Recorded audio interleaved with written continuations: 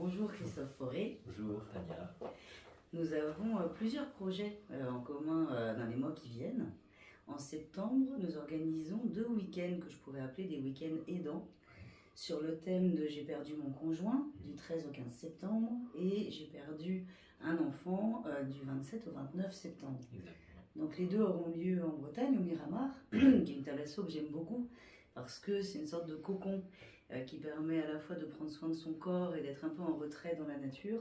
Et pour aborder ces sujets, c'est pas mal d'avoir un écrin qui nous permettent de prendre soin de nous. Mais tu as voulu dissocier ces deux sujets. Oui, tout à fait. Le premier week-end donc consacré à l'enfant, au conjoint, pardon, c'est vraiment que des personnes qui ont perdu leur conjoint et qui donc se retrouvent ensemble, entre pairs, hein, P-A-I-R-S, pour vraiment parler le même langage au bout du compte. Hein. C'est vraiment être ensemble et pouvoir partager les mêmes problématiques, loin du regard d'une société qui ne comprend pas forcément ce qu'est le processus de deuil et qui a parfois des attentes inappropriées, qui font des pressions sociales sur comment on doit se comporter, combien ton deuil doit durer, enfin des choses un peu compliquées. Donc on prendra vraiment le temps d'explorer pour les 2 week-ends aussi, hein, Oui, pour tout à fait. le week-end de l'enfant, la perte d'un enfant, c'est également là pareil, un groupe consacré avec des parents en deuil, hein, des parents en couple ou des parents pas en couple, perte d'un enfant ou de plusieurs enfants, enfin c'est vraiment des parents en deuil, là encore, être ensemble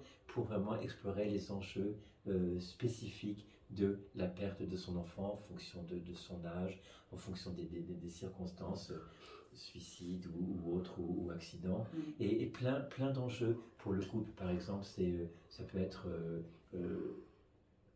il y a plein d'exemples différents, mais c'est par exemple aimer à nouveau.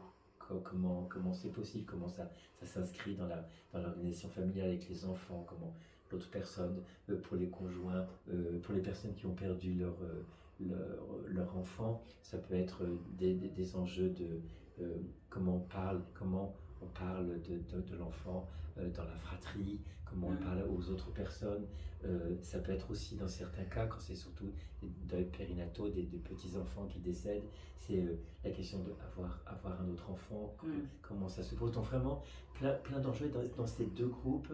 C'est vraiment à la fois les dimensions psychologiques, hein, du processus de deuil, dans ses spécificités conjoint ou enfant, mais également une dimension spirituelle, hein, pour vraiment explorer il y a des enjeux spirituels aussi qui sont là, sur le sens des choses, le sens que vont prendre les choses.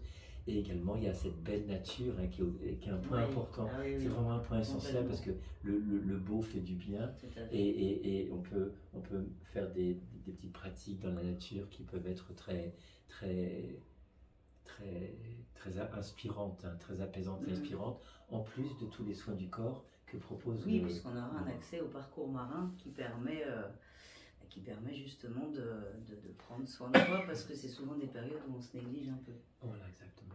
Et le fait, on l'a vu lors des précédentes éditions, en 2019 et 2020, la parole se libère souvent plus facilement quand on est avec des inconnus qui ont vécu la même chose. Exactement. Il y a vraiment quelque chose de l'ordre du lien immédiat qui se fait.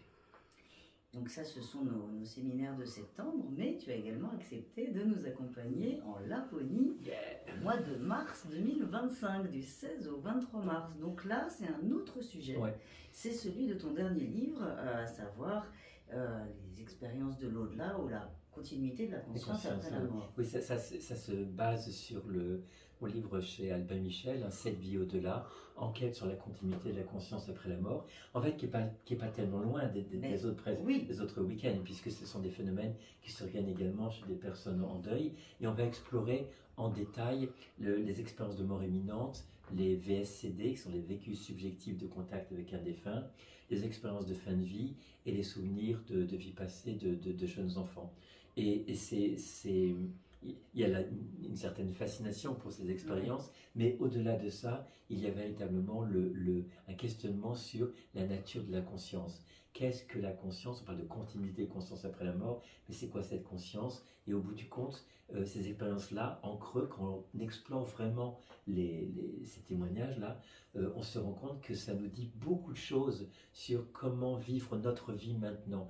Parce qu'au bout du compte, in fine, c'est ça qui est important, plutôt que de rester scotché sur l'après, ça dit des choses extrêmement précieuses sur quel sens on peut donner à notre vie, qu'est-ce que c'est cette mission de vie dont on nous parle tout le temps, quels enseignements profonds on peut tirer de ces expériences-là. Donc, dans un cadre complètement magnifique, hein, avec des aurores boréales et tout. Donc, ce mystère de la nature qui va rejoindre ce mystère de la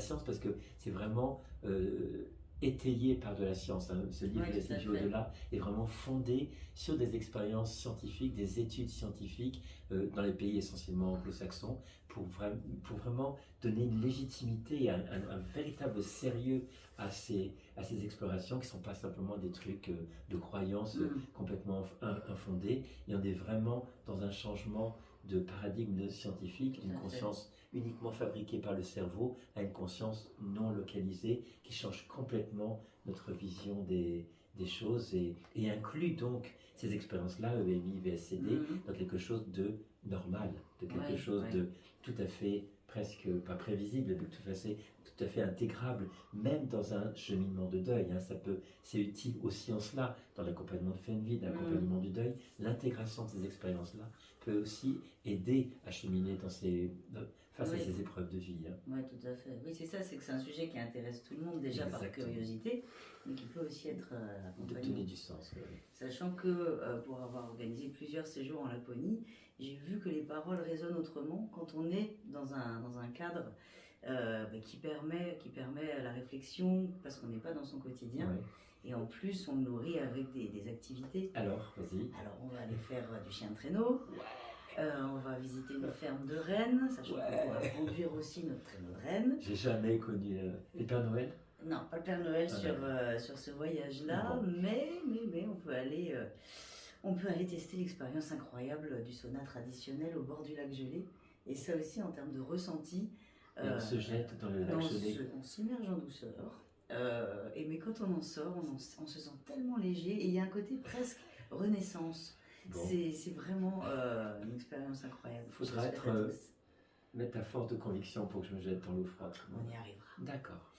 Et puis le village de glace, enfin plein de choses qu'on vous laisse découvrir. Okay. Donc ça, c'est du 16 au 23 mars. Super. Merci.